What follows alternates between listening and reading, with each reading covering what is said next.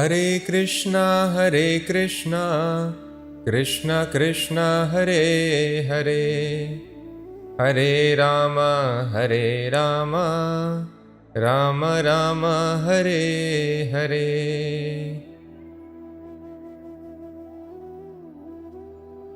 The science of civil engineering says that we will give you protection from the extreme weather, hot, humid rains, etc. The science of mechanical engineering says we will ease your miseries of transport and travel. Similarly, medical science says we will protect you from all the miseries inflicted by the diseases. But no science says that if you get this knowledge, apply this knowledge, you will be freed from all the miseries of existence. But this is that knowledge. That is why it is called Rajvidya, the most confidential knowledge. So let us start without delay, chapter number 9 of the Bhagavad Gita, the most confidential knowledge. This session is dedicated to His Divine Grace, A.C. Bhaktivedanta Swami Prabhupada, our spiritual master, and the founder and Acharya of worldwide Hare Krishna movement. Let us see verse number 1. Shri Bhagavan Vacha Idam tu te guhyatamam pravakshyamyanasuyave jnanam vijnana sahitam yajgyatva mokshase shubhat. The Supreme Lord said, My dear Arjuna, because you are never envious of me, I shall impart to you this most secret wisdom, knowing which you shall be relieved of the miseries of material existence.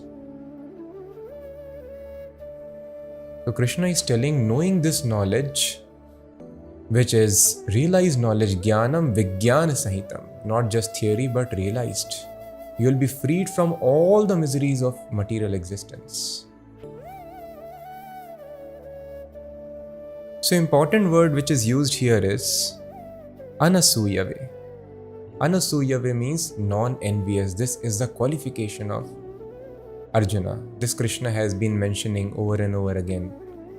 Bhakto asime sakha cheti, you are my devotee. So Arjuna is a devotee, friend of Krishna, and Arjuna is non-envious of Krishna. So this qualification is very difficult to have. Bhakti Yoga is easy and it gives one the highest platform. It is the topmost rung of devotional service. But usually people take to it in a very, very gradual, slow process. That is why we saw in the previous chapters, Krishna mentions, Manushyanam sahasreshu kaschit yatati siddhaye. So many people ask this question that Krishna is telling Sulabham tasyaham sulabhav partha nitya yuktasya yoginah. For a bhakti yogi who is always engaged in my service, I am very easily attainable. Bhavamina chirat partha mayyaveshit chetakam. He will not take a long time in this material world. Very quickly, I am the swift deliverer. Then why don't people take to this bhakti yoga? Why Krishna is telling Manushyanam sahasreshu kaschit yatati siddhaye? Out of thousands and thousands of men, one may endeavor for perfection. Out of thousands who have perfected their lives, one can know me in truth. No, it is very difficult because of this qualification, anasuyave. Because hardly we find a person who is non-envious of Krishna. Everybody in this material world, we are all envious. We have so many problems in life. And you see, the origin of these problems is envy. Why we have to work so hard? What is the problem basically? We have some desires here. Those desires are not fulfilled. Things don't go according to our plan. And then we get stressed out. And what are our plans? To just show off to others, maintain status quo in society. That is why everybody is working so hard. And then you have loans, and then you are not able to pay the loans, and education, and then not proper success, showing off your wealth, showing off your marks, showing off whatever. So entire hard work, tremendous pressure is because I want to show off, compete with others. This competition has made life very troublesome, even for the children now. So why this competition is there in the society? Because we are envious. We cannot see anybody going and progressing more than us going forward. Either we want to pull them or we want to go ahead, work very hard. So if you love a person, will you compete with that person? Will a mother compete with the child for limited resources? There is only one bread available in the house and both are hungry. Mother will go hungry and will tell child, you please eat. No, I don't have any hunger. She would not compete. If there is any problem, there is any attack in the house, mother will not tell, no, you don't come to my room. You face the attack. These days we are not, one nation tells you don't come to us. It is your problem. You take care. It means there is no love. There is envy. Will mother tell a child, oh, you take care, there is attack in the house? No, mother will come forward, try to protect the child. So this is called love. When a person sees, let other person enjoy, let him or her advance more, and let me remain humbly satisfied in my position. Let me wear old clothes and let my children have very nice clothes. This is the attitude of parents or mother, because there is love. Of course, that love is also not pure. So there is so much of envy in the society. We tell there should be love and love humans, love animals and this thing. But then ultimately we see this society is based on envy. Only in society of envy there is competition. There is no competition between people when there is love. And why? What is the root cause of this envy? Envy of God. Because we are envious of God. We want to replace God. That is what we all are doing. We want to become stronger than the strongest, wiser than the wisest, if there is possibility, richer than the richest, the most beautiful, most handsome. We want to become the best, and the best position is of God. So we want to go to that position. That is why in spiritual life it is being told, Das, Das, Dasanudasa, servant of the servant of the servant of the servant. That is why we address each other as Prabhu. Prabhu means you are master, I am your servant. This is the attitude we cultivate in spiritual life. And people do not know it is this attitude of being servant that is the source of great bliss. And it is a great platform for spiritual advancement. So when we love God, then we love everybody, because we recognize everybody is part and parcel of Lord. And then there is no cause of envy and the person is very peaceful. He is not at all disturbed. And another envy is we understand that God has arranged everything. If I have broken some laws of nature, I have to be suffered. Nobody can escape if somebody has committed a crime. But if he wants to somehow escape the laws, then punishment will be more severe and more rigorous. Similarly, as per the actions we have done in previous life, Bhagavatam mentions, Yena yavan yatha dharmo dharma veha samihitaha. As per the dharma and adharma we have done in previous life, Sa eva tat phalam bhungte, the result becomes fixed for the future lives. It's simple. Now I commit crime, in future I suffer. Same law applies here also. In this life and future life, our happiness and distress is the result of the karma that we perform. And because the aim, as we have been discussing in Bhagavad Gita, is to gain freedom from the miseries of birth and death, to go back to Godhead, God has designed this world in such a way that you cannot change it by mere hard work. So our happiness and distress for this life is fixed, so that we can save time for spiritual advancement and tolerate that happiness and distress.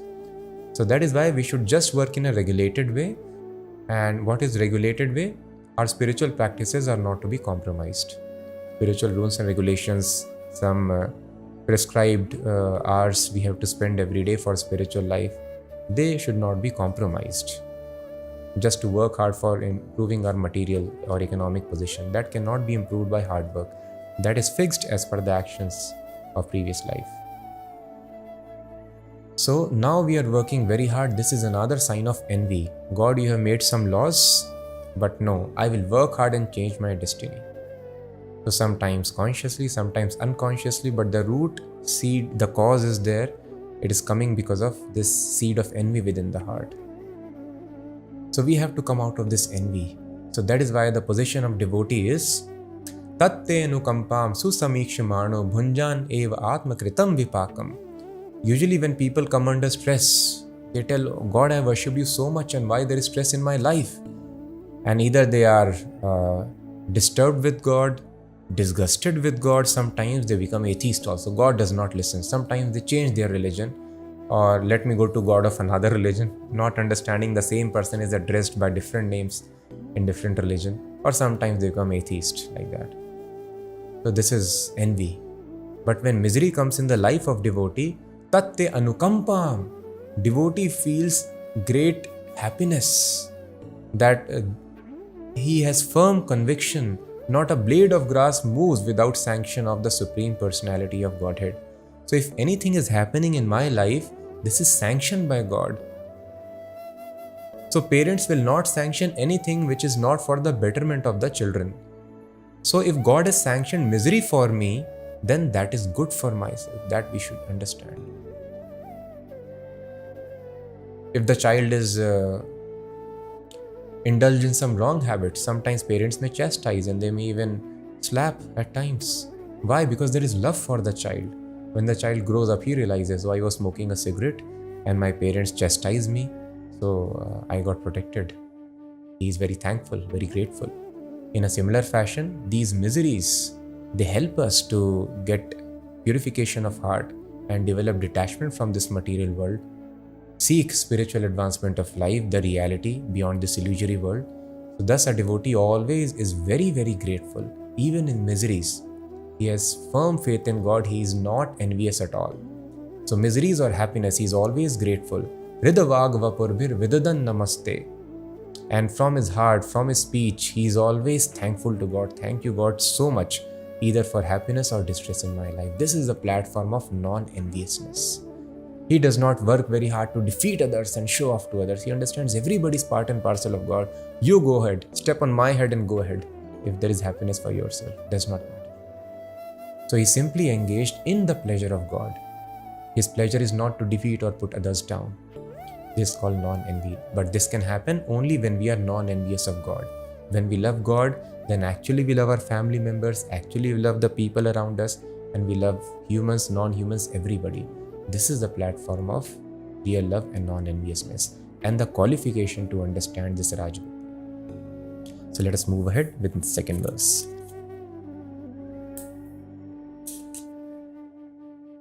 Rajvidya Rajguhyam Pavitram